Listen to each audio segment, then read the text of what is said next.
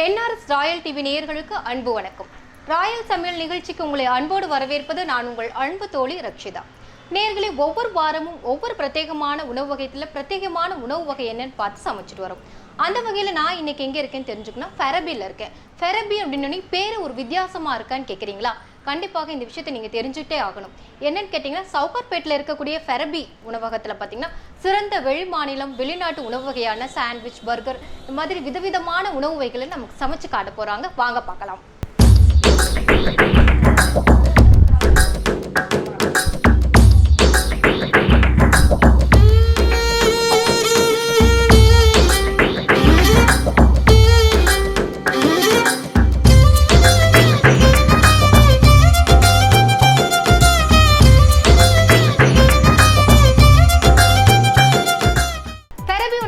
சமையல் வல்லுநர் நம்ம கூட இருக்காரு. அவர் பேர் விக்ரம். அவர் நமக்காக காக்ரா சாண்ட்விச் சமைச்சு காமிக்க போறாரு. எப்படி செய்யறான்னு பார்க்கலாம் வாங்க. விக்ரம், கைசே தமிழ் தெரியுமா உங்களுக்கு? தெரியுமா? எப்படி இருக்கீங்க? ரொம்ப நல்லா இருக்கீங்களா? ஓகே, இப்போ நம்ம என்ன செய்ய போறோம்? காக்ரா சாண்ட்விச் செய்யலாமா? என்னென்ன வேணும்? இது என்னதோ? இது தேவையில்லை. இது வேணுமா? இது என்ன போட்டிருக்கீங்க இதில்? இதில் வந்து நிறைய புதினா, பச்சை மிளகாயெல்லாம் சேர்த்து ஒரு சட்னி செய்து வச்சுருக்காங்க. அது தவிர ஓமப்பொடி, வெண்ணெய் இதெல்லாம் பயன்படுத்தி தான் வந்து நம்ம வந்து இந்த காக்ரா சாண்ட்விச் செய்ய போகிறோம். அது எப்படி செய்கிறேன்னு பார்க்கலாம். வெள்ளரிக்காய் வந்து பொதுவாகவே பார்த்திங்கன்னா வெள்ளரிக்காய் வந்து நம்மளுடைய உடலுக்கு வந்து ரொம்ப ஆரோக்கியமான ஒரு விஷயம்னு சொல்லலாம். காய்கறிகளில் வந்து நம்ம எப்போவுமே வெள்ளரிக்காய் வந்து நம்ம எடுத்துகிட்டு பயன்படுத்திட்டோம் அப்படின்னாவே நம்மளுடைய உடல் வந்து உஷ்ணத்தை குறைக்கும். அந்த வெள்ளரிக்காயை வந்து அந்த காக்ரா சாண்ட்விச்சில் வந்து பயன்படுத்துகிறாரு. அது ஒரு ரொம்ப சிறுதாக வந்து நறுக்கிட்டுருக்கிறாரு. வெள்ளரிக்காய் பொதுவாக பார்த்திங்கன்னா வெள்ளரிக்காய் வந்து நம்மளுடைய உடல் உஷ்ணத்தை குறைக்கும்னு சொல்லலாம். எப்போவுமே வெள்ளரிக்காய் பயன்படுத்தும் போது நம்மளுடைய உடல் ஆரோக்கியமாக இருக்குன்னு சொல்லலாம். இந்த நம்மளுடைய காக்ரா சாண்ட்விச் செய்கிறதுக்காக வந்து நம்ம விக்ரம் வந்து வெள்ளரிக்காவே சின்னதாக சிறு சிறு துண்டுகளாக வந்து நறுக்கி வச்சிருக்கிறாரு. அது தவிர பார்த்தீங்கன்னா குடைமிளகாய் வந்து அதுவும் வந்து ஒரு ஆரோக்கியமான விஷயம். எந்த ஒரு இது சமைக்கும் பொழுதும் பார்த்தீங்கன்னா அந்த குடைமிளகாய் இந்த மாதிரியான உணவு வகைகள் சமைக்கும் பொழுது குடைமிளகாய் அதிகமாக பயன்படுத்துவாங்க. அதையும் வந்து அவர் ரொம்ப சிறிதாக வந்து நறுக்கிட்டுருக்கிறாரு. அழகாகவே பார்த்தீங்கன்னா நம்மளோட விக்ரம் வந்து இடது கையில் வந்து நறுக்கிறாரு. நம்ம இடது கையில் முயற்சிக்க வேண்டாம். இது கூட வந்து இது ரெண்டையும் சேர்த்து ஒரு பாத்திரத்தில் தனியாக எடுத்து வச்சுருக்காரு. அது தவிர பார்த்திங்கன்னா தக்காளி வந்து அழகாக அதே போல் சின்ன சின்னதாக தான் வந்து வட்டமாக நறுக்கி அதுக்கப்புறம் சின்னதாக அவர் வந்து அதை நறுக்கி எடுத்துகிட்டு இருக்கிறாரு. பொதுவாக பார்த்திங்கன்னா இந்த மாதிரியான உணவு வகைகள் சமைக்கும் பொழுது அந்த நாட்டு தக்காளின்னு சொல்லுவாங்க. அதை பயன்படுத்தினோம்னா அது புளிப்பு தரும்பொழுது இதோடைய ருசி மாறிடும். அதனால் இந்த பெங்களூர் தக்காளின்னு சொல்லிட்டு மார்க்கெட்டில் விற்பாங்க. அந்த மாதிரியான தக்காளிகளை வந்து இந்த வகையான உணவு வகைகளுக்கு பயன்படுத்தணும்னா அது ருசி மாறாமல் கிடைக்கும். அது தவிர பார்த்திங்கன்னா பெரிய வெங்காயமும் வந்து அவர் அழகாக சின்னதாக வந்து நறுக்கிட்டுருக்கிறாரு. இதுக்கு தேவையான இந்த 3 பொருட்களோடு சேர்த்து அந்த வெங்காயத்தையும் இதில் சேர்ப்பார் போல இருக்கு.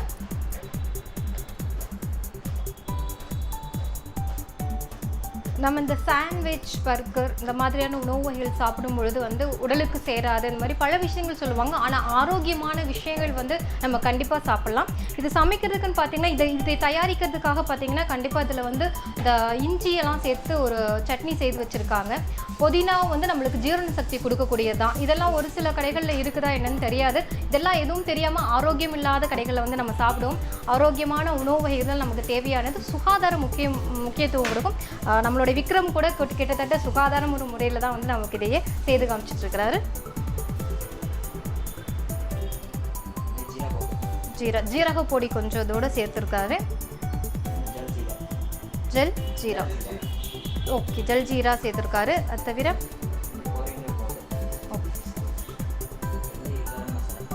கரம் மசாலாவும் சிறிதளவு எல்லாமே வந்து கொஞ்சம் ஓரளவுக்கு சாப்பிடக்கூடிய அளவுக்கு காரமும் நமக்கு தேவையான அளவு சேர்த்தாவே போதுமானது. அந்த பப்படில் பார்த்தீங்கன்னா அவர் அந்த புதினா சட்னி அது வந்து நல்ல ஜீரண சக்தி கொடுக்கக்கூடிய ஒரு விஷயம் தான். அந்த புதினா சட்னி வந்து அதில் முழுதும் வந்து சேர்க்கிறாரு. அதன் பிறகு நம்ம ஏற்கனவே வந்து இந்த தக்காளி, வெங்காயம், பச்சை மிளகாய்லாம் சிறிதாக நறுக்கி வச்சுருக்கோம் இல்லையா, சேர்த்து வச்சுருக்கோம். அந்த மசாலாலாம் சேர்த்து அது ஒரு கலவையாக இருக்குது. அந்த கலவையை அதோடு சேர்த்து அது ஒரு செய்யும் பொழுதே பார்க்கும்போதே நமக்கு சாப்பிடணுன்ற ஒரு எண்ணம் கண்டிப்பாகவே வரும். முடிச்சுட்டு தான் சாப்பிடணும் அப்படிங்கிறதுக்காக நான் கொஞ்சம் நேரம் வந்து காத்துட்ருக்கணும்னு நினைக்கிறேன். தொடர்ந்து நம்மளுடைய இந்த காக்ரா சாண்ட்விச்சில் வந்து தேவையான ஒரு பொருட்கள், அதாவது பார்த்திங்கன்னா இதை ஒரு அழகுபடுத்துறதுலேயே வந்து நம்ம வந்து கண்டிப்பாக அதை சாப்பிடணும் அப்படின்ற ஒரு எண்ணம் நமக்குள்ளே உருவாகிட்டே இருக்கும். அது கூட இது பார்த்திங்கன்னா இந்த சீஸ் வந்து அழகாக அந்த இதில் வச்சு திருகும்பொழுது பார்த்திங்கன்னா அது ஒரு நூடுல்ஸ் சொல்லுவாங்கல்ல, அது கூட ஒரு அழகான ஒரு வடிவத்தை நமக்கு காமிச்சிருக்கு. அதில் இதெல்லாம் முடித்து இதோடு சேர்த்து ஓமப்பொடி வந்து சாப்பிட்றது வந்து ரொம்ப ஆரோக்கியமான விஷயம், ஜீரண சக்தி கொடுக்கக்கூடிய ஒரு விஷயம்தான் அது. அதை அளவாக சேர்த்தோம்னா தான் நம்மளுக்கு அதோட ருசி கரெக்டாக கிடைக்கும்.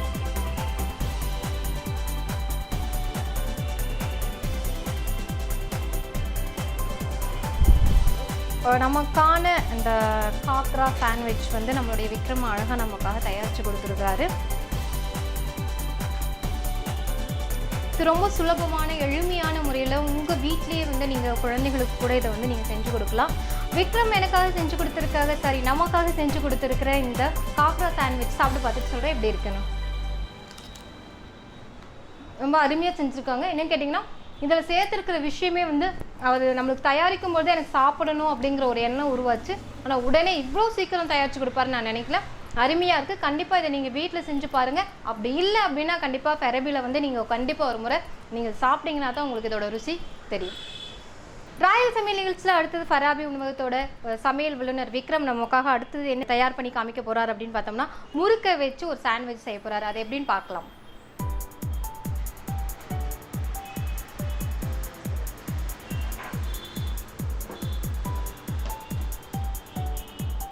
இந்த சாண்ட்விச் எப்படி செய்கிறீங்க விக்ரம்?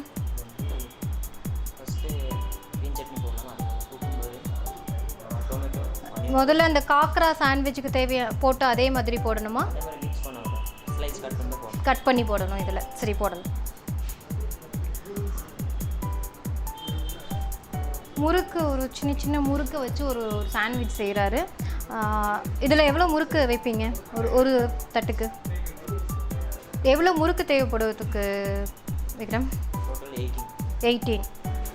இப்போது இதில் வந்து இந்த தட்டில் ஒரு 18 முறுக்கை வச்சு நம்ம இந்த புதினா சட்னி வச்சுருக்குறோம் இல்லையா, அந்த புதினா சட்னியில் வந்து அந்த முறுக்கை சேர்த்து சின்ன முறுக்காக இருக்குது. அது ஒரு 18 முறுக்கு வைக்கிறாரு.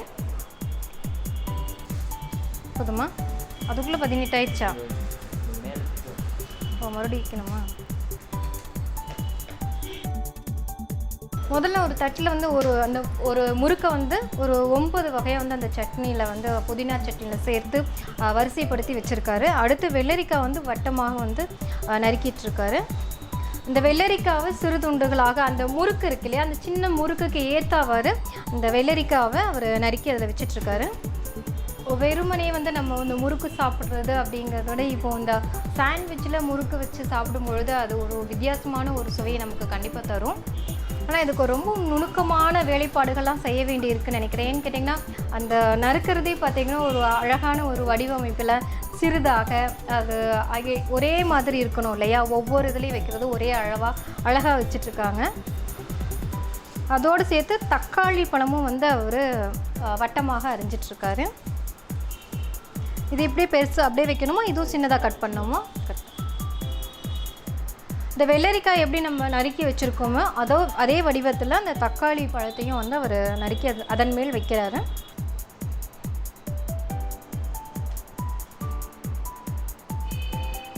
நம்ம இந்த முறுக்கு சாண்ட்விச் அதாவது தயாரிக்கிறது இதுவும் ஒரு சின்ன ஒரு வேலை தான். ஒரு எளிமையான ஒரு முறையில் நம்ம வீட்டில் கூட இதை வந்து நம்ம தயாரிக்கலாம். இன்றைக்கி இருக்கிற காலகட்டத்தில் இந்த மாதிரியான உணவு வகைகளில் தான் நிறைய பேர் வந்து கல்லூரியில் படிக்கக்கூடியவங்க சரி, பள்ளியில் படிக்கக்கூடிய மாணவிகள் எல்லாருமே வந்து ரொம்ப விரும்பி சாப்பிட்றாங்க. இப்படி விரும்பி சாப்பிடக்கூடிய இந்த மாதிரியான உணவு வகைகளில் தான் என்ன ஒரு ருசி இருக்கக்கூடிய, என்ன ஒரு பிரத்யேகமாக இதில் இருக்குது அப்படிங்கிறத தெரிஞ்சுக்கிறதுக்காக தான் நம்ம ஃபெரபிக்கு தேடி வந்திருக்கோம்.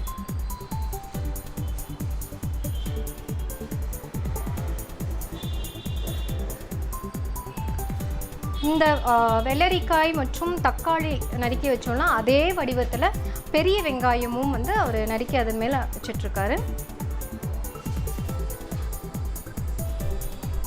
அந்த அலங்கரிக்கக்கூடிய அந்த வடிவத்தில் தான் வந்து நம்ம ஒரு உணவுப் பொருளை பார்க்கும் பொழுதே வந்து அதை சாப்பிடுன்ற எண்ணம் கூட நமக்கு தோணும்னு சொல்லலாம்.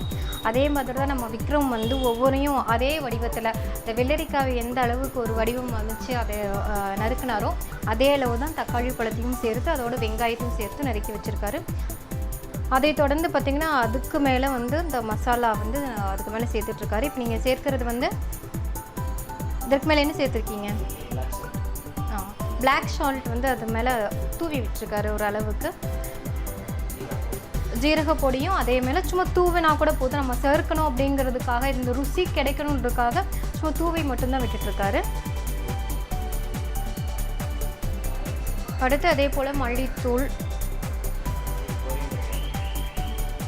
கரம் மசாலா பொடியும் அது கூட வந்து தூவி விட்டுறாரு. மிளகாய்த்தூள் கொஞ்சம் ஓரளவு குறைவாக சேர்த்துட்டோம் அப்படின்னு நம்ம வந்து நமக்கு காரம் இருக்காது, அது உடலுக்கும் நல்லதாமே. ரொம்ப காரமான ஒரு உணவகை எடுத்துட்டோம்னா தொடர்ந்து வயிறு வலி அந்த மாதிரி நிறைய பிரச்சனைகள் வரும். காரம் குறைவாக சாப்பிட்றது உடல்நலத்துக்கு நல்லது. அது கூட வந்து இவர் என்ன அதெல்லாம் சேர்த்ததுக்கப்புறம் வந்து இது ஏற்கனவே வந்து ஒரு சட்னி தயாரித்து வச்சுருக்காங்க. இது என்னென்னு கேட்டிங்கன்னா இது பூண்டு, அதை தவிர நிலக்கடலையெல்லாம் அதில் சேர்த்து ஒரு சட்னி தயாரித்து வச்சுருக்காங்க. அதை அதோடு சேர்க்கிறாரு. இதுவும் பார்த்திங்கன்னா அதிக அளவு வந்து அதில் சேர்க்கல, சாப்பிட்ற அளவுக்கு வந்து ஒரு கொஞ்சமாக தான் வந்து அதன் மேல் அந்த வெங்காயம், வெள்ளரிக்காய், தக்காளி எல்லாம் வச்சுருக்கோம் இல்லையா, நறுக்கி அதுக்கு மேலே ஒரு அழகாக வச்சுட்டு வராரு. முழுமையாக பார்த்தோம்னா இந்த மாதிரியான உணவு வகைகளில் வந்து அலங்கரிக்கிறதுல மட்டும்தான் வந்து அது சாப்பிடணுங்கிற எண்ணம் நமக்குள்ளே உருவாகும்னு நினைக்கிறேன். நம்ம என்றைக்குமே இந்த மாதிரியான கடைகள் போனோம்னா என்னடா கேட்ட உடனே வரல, இவ்வளோ நேரம் பண்ணுறாங்க அப்படின்ட்டு, ஏன்னா நம்ம ஆசைப்பட்டு போகிறோம், உடனே தராமல் கொஞ்சம் காலதாமதம் பண்ணுறாங்க அப்படிங்கிறதெல்லாம் தோணும். இது கண்டிப்பாக வந்து இட்லி தோசை கிடையாதுங்க, தட்டிலேருந்து எடுத்து போட்டு கொடுக்குறதுக்கு. இதை வந்து அலங்கரிக்கிறதுக்கே வந்து இவங்க நேரம் எடுத்துக்கலாம்னு சொல்லலாம். ஆனால் அதே கூட இவர் வந்து வேகமாக தான் பண்ணிகிட்ருக்கிறாரு நம்ம விக்ரம். இதெல்லாம் சேர்த்ததுக்கப்புறம் அதுக்கு மேலே வந்து அந்த சீஸ் கட் பண்ணி போடுவார். இதையும் பார்த்திங்கன்னா முதல்ல அந்த காக்ரா சாண்ட்விச் செஞ்சோம் இல்லையா, அதே மாதிரி வந்து அதில் அவர் திருவும் பொழுது பார்த்திங்கன்னா அது ஒரு அழகான ஒரு வடிவத்தில் இருக்குது. இதோட திரும்பவும் வந்து இதை வந்து 18 முறுக்கு வைக்கணும் அப்படின்னு நம்ம விக்ரம் சொல்லியிருந்தார். அதில் முதல்ல வந்து ஒரு 9 முறுக்கு வச்சு அதுக்கு மேலே நம்ம வெங்காயம், வெள்ளரிக்காய், தக்காளி எல்லாம் வச்சோம். அது கூட நம்ம மசாலா கலவையும் கூட நம்ம அது கூட சேர்த்துருக்கோம். அதே போல் அந்த வரிசை அந்த அடுக்குக்கு மேலேயே திரும்பவும் பார்த்திங்கன்னா ஒரு முறுக்கை வந்து அந்த புதினா சட்னி இருக்கு இல்லையா அதில் சேர்த்து வச்சுட்டு வராரு.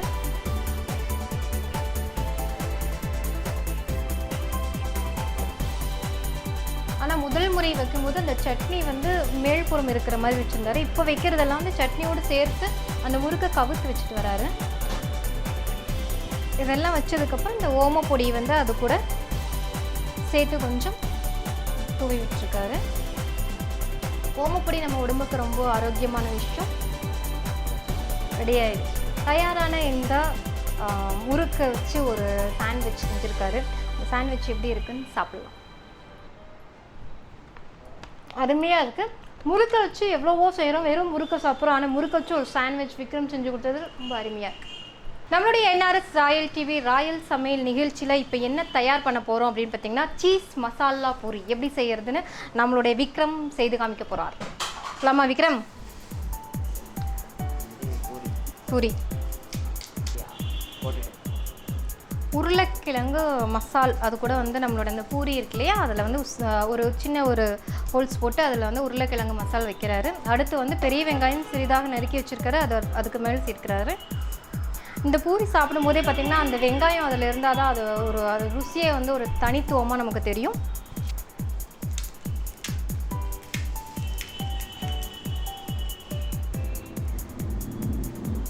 இந்த சீஸ் மசாலா பூரி செய்கிறதுக்கு வந்து இந்த உருளைக்கிழங்கு மசாலா வந்து அதில் இந்த பூரியில் வந்து சேர்க்கிறாரு. உள்ளுக்குள்ளே ஒரு சின்ன ஒரு துழல் போட்டு அதுக்குள்ளே வந்து அந்த உருளைக்கிழங்கு மசாலா, அது தவிர அதுக்கு மேலே பார்த்திங்கன்னா இந்த பெரிய வெங்காயம் சிறிதாக நறுக்கி வச்சுருக்காரு. இந்த பெரிய வெங்காயம் அது கூட சேர்த்துட்ருக்காரு. எல்லாமே விக்ரம் இப்போ நமக்கு செய்து காமிச்சிட்டு இருந்த எல்லா வகையான உணவுகள் பார்த்திங்கன்னா ரொம்ப எளிமையான வகையில் நம்ம வந்து வீட்டில் கூட நம்ம தயார் பண்ணுற மாதிரியான ஒரு உணவு வகைகள் தான் நமக்கு எளிமையாக சமைச்சு செய்து காமிச்சிட்ருக்காரு. இப்போ அடுத்து இது தயார் பண்ணதுக்கப்புறம் இது ஏற்கனவே வந்து இந்த சாண்ட்விச்சில் பயன்படுத்தியிருக்கிற பூண்டு மற்றும் வேர்க்கடலை சேர்த்து ஒரு சட்னி செய்து வச்சுருக்காங்க. அதே தான் வந்து அதில் சேர்க்கிறாரு. அதுவும் பார்த்திங்கன்னா அதிக அளவு இல்லை, ஒரு துளி அளவு மட்டும்தான் அதில் சேர்த்துட்டு வராரு. ஒரு வகையான உணவு வகைகளை நம்ம சாப்பிடும்போது அதோட ருசி நமக்கு எப்படி கிடைக்கிது, எதனால் கிடைக்குதுன்னு நம்மளுக்கு தெரியாது. ஆனால் நம்ம சாப்பிட்டு அருமையாக இருக்குன்னு சொல்லுவோம். ஆனால் எப்படியெல்லாம் தயார் பண்ணுறாங்க, இதை செய்கிறதுக்கான என்னென்ன தேவையான பொருட்கள் அப்படின்னு தெரிஞ்சிருச்சுன்னா இதெல்லாம் சேர்ந்து தான் ஒரு ருசியை கொடுக்குது அப்படிங்கிறத வந்து நம்ம கண்டிப்பாக தெரிஞ்சுக்கலாம். அடுத்து இதே போல் இதில் வந்து நம்ம புதினா சட்னி வச்சுருக்காரு. அதையும் வந்து அதில் கொஞ்சமாக சிறிதளவு சேர்த்துட்டு வராரு. இந்த இதோடைய நிறமும் பார்த்திங்கன்னா அது சிவப்பு நிறம், இது பச்சை நிறம் அதெல்லாம் சேர்ந்து அந்த பூரியை வந்து ஒரு அழகாக நமக்கு தோற்றம் கொடுத்துட்ருக்கு. இந்த சீஸ் மசாலா பூரியை வந்து இன்னும் சுவையேற்றணும் அப்படின்னு பார்த்திங்கன்னா இவர் ஆல்ரெடி இந்த மசாலா பொடியெல்லாம் வந்து ஒரு குடுவையில் வந்து தனியாக எடுத்து வச்சுருக்காரு. இதைத்தான் அதில் சேர்க்க போகிறாரு. இதில் வந்து நிறைய இந்த மல்லித்தூள் தவிர ஜீரகத்தூள், மிளகாய்த்தூள், அப்புறம் கருமிளகுத்தூள்னு இந்த பொடிகளெல்லாம் வந்து சேர்த்து வச்சுருக்காரு. இதுதான் வந்து இந்த சீஸ் மசாலா பூரியை வந்து இன்னும் வந்து சுவை கூட்டக்கூடிய ஒரு பொருள். இந்தாங்க விக்ரம், இது வந்து ஒரு துளி அளவுக்கு வந்துட்டு தூவி விட்டாவே போதுமானது. ஏன்னா இதெல்லாம் சேர்ந்தால் ரொம்பவுமே காரம் அதிகமாகிடுச்சு, நம்ம சாப்பிட முடியாது. அதனால் ஓரளவுக்கு தூவி மட்டும் போட்டிருக்காரு. அதுக்கப்புறம் எப்பவும் போல், அதாவது சாண்ட்விச் அப்படின்னாவே சீஸ் இல்லாமல் சாண்ட்விச் எதுவுமே கிடையாதுன்னு சொல்லலாம். அந்த சீஸையும் வந்து இவர் சிறிதாக நறுக்கி அதில் சேர்க்க போகிறார். ऐसा करना है क्या? இந்த மசாலா பொரியலையும் பார்த்தீங்கன்னா இவர் அந்த சீஸை வந்து அந்த துருவியில் வந்து அழகாக தூவி எடுக்கிறாரு.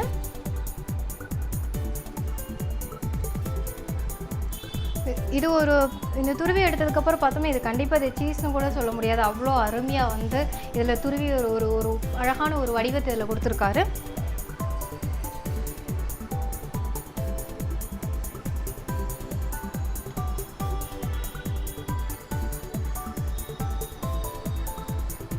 ஒவ்வொரு விஷயத்துக்கும் எந்த ஒரு வேலையாக இருந்தாலும் சரி, சமையல் முதற்கொண்டு எந்த மாதிரி சின்ன சின்ன விஷயங்களில் செய்யக்கூடிய எந்த ஒரு விஷயமாக இருந்தாலும் வந்து நுணுக்கமாக ஒன்றே ரசித்து நேசித்து நம்ம செய்தோம் அப்படின்னா அது கண்டிப்பாக வந்து நம்மளுடைய வேலையை வந்து அழகாக காமிக்கும். அதே உணவு அப்படிங்கிற வகையில் பார்த்தோம்னா நம்மளுடைய நேசிப்பு அப்படிங்கிறது வந்து தொழில் சார்ந்த விஷயங்களை நேசித்து செய்யும்போது அது இன்னும் உணவு அப்படிங்கிற ஒரு வகையில் வந்து அது ருசியை கொடுக்கும்.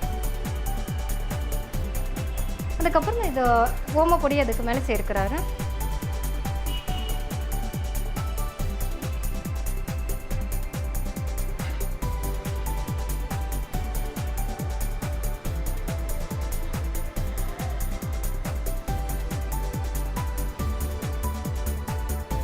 இது ஒரு வடிவமைச்சிருக்கிறத பார்த்தோன்னே நான் உடனே சாப்பிடணும் அப்படின்னு தோணுது. இந்த மாதிரியான உணவு வகைகள்லாம் வந்து நம்மளுக்கு ஒரு ருசிக்கு மட்டும் இல்லை, ஆரோக்கியமான ஒரு உணவு வகையாக இருக்கணும். நமக்கு வந்து உணவு அப்படிங்கிறத ஒரு கட்டுப்பாடு நம்மளுக்கு எப்போவுமே இருந்துகிட்டே இருக்கணும். ரெடி நம்மளுக்கு விக்ரம் வந்து அப்படியே ரெடி பண்ணி என்னை பார்த்து ஒரு புன்முகத்தோடு ஒரு சிரிச்சுட்டே தராரு. சாப்பிட்டு பார்த்து சொல்கிறேன் எப்படி இருக்கிறேன்.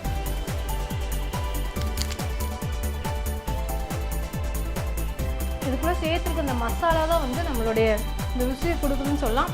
அருமையான இந்த சீஸ் மசாலா பொரி வந்து ரொம்ப அருமையாக செஞ்சு கொடுத்த விக்ரமுக்கு ரொம்ப ரொம்ப நன்றி சொல்லணும். தொடர்ந்து நிகழ்ச்சி பாருங்கள். ராயல் சமையல் நிகழ்ச்சியில் பீட்சா, பர்கர் எல்லாம் எப்படி தயாரிக்கிறாங்கன்னு பார்த்துட்டு வாங்க. அதுக்குள்ளே நான் ஒரு ஐஸ்கிரீம் சாப்பிட்டு வந்துடுறேன்.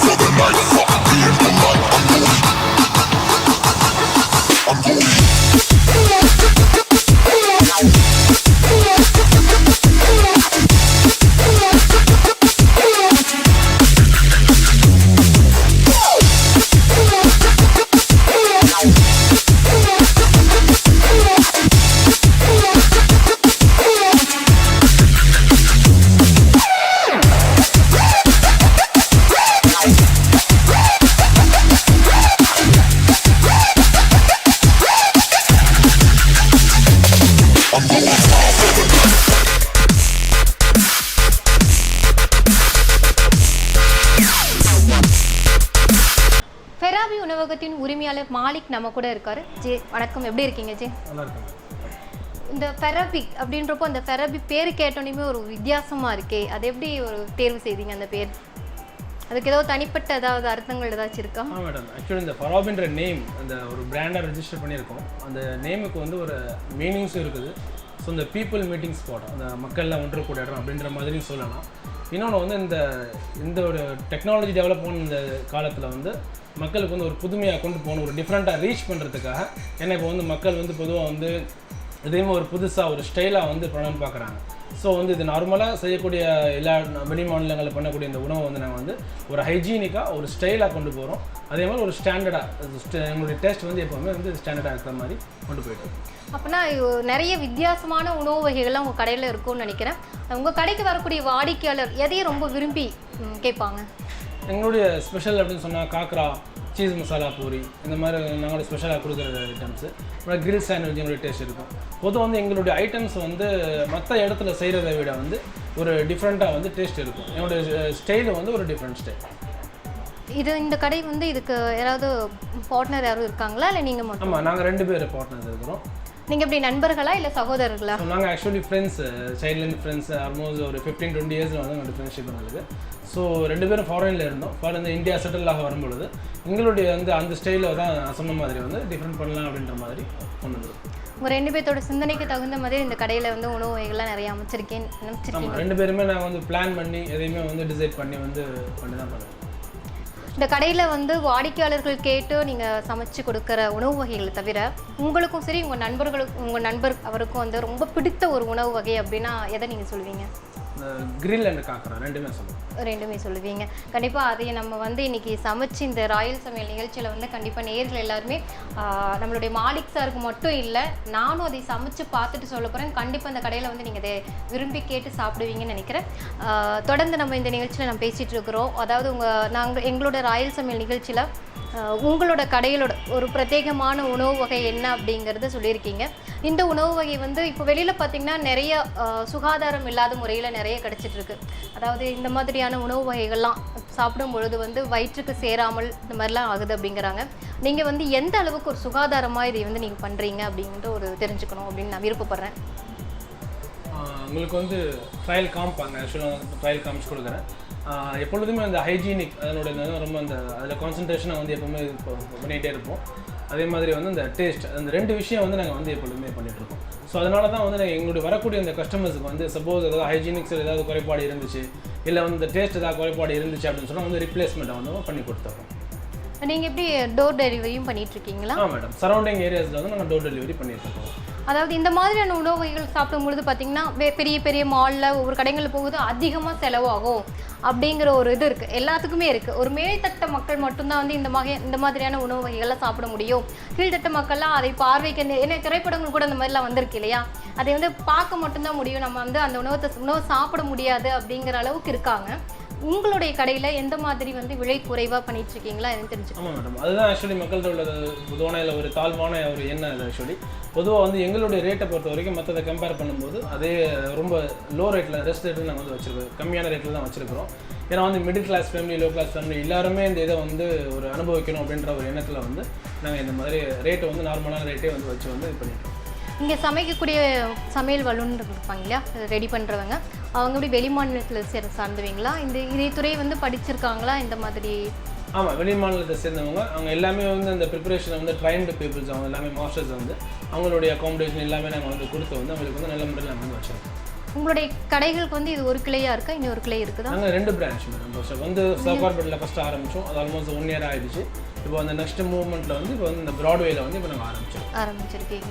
உங்களுடைய இந்த கடைகள் வந்து இந்த 2 கிளைங்கிறது 3, 4ஆக வளர்ந்து வரணும் அப்படிங்கிறது எங்களுடைய NRS ராயல் டிவி சார்பாக வந்து நாங்கள் உங்களுக்கு வாழ்த்து சொல்லிடுறோம். அதுவும் தவிர ரொம்ப நன்றி. என்னென்னு கேட்டிங்கன்னா உங்களுடைய இந்த வியாபார நேரத்துலையும் கூட எங்களுக்காக நேரத்தை ஒதுக்கி நீங்கள் உங்களுடைய உணவகத்தில் இருக்கக்கூடிய பிரத்யேகமான உணவு வகையை சமைச்சு காமிச்சிருக்கீங்க. NRS ராயல் டிவி சார்பாக வந்து உங்களுடைய கடைகள் வந்து இன்னும் பல கிளைகள் உருவாகணும் அப்படின்ட்டு வாழ்த்து கூறி வாய்ப்பு இந்த ஒரு சமைச்சு காமிக்க எங்களுடைய ராயல் சமையல் நிகழ்ச்சியில் ஒரு வாய்ப்பு கொடுத்ததுக்கு உங்களுக்கு ரொம்ப நன்றி சொல்லிக்கிறோம் சார். நன்றி சார். மீண்டும் அடுத்த வாரம் வேறொரு உணவகத்தில் உங்களை சந்திக்கும் வரை உங்களிடம் விடைபெறுவது நான் உங்கள் அன்பு தோழி ரக்ஷிதா.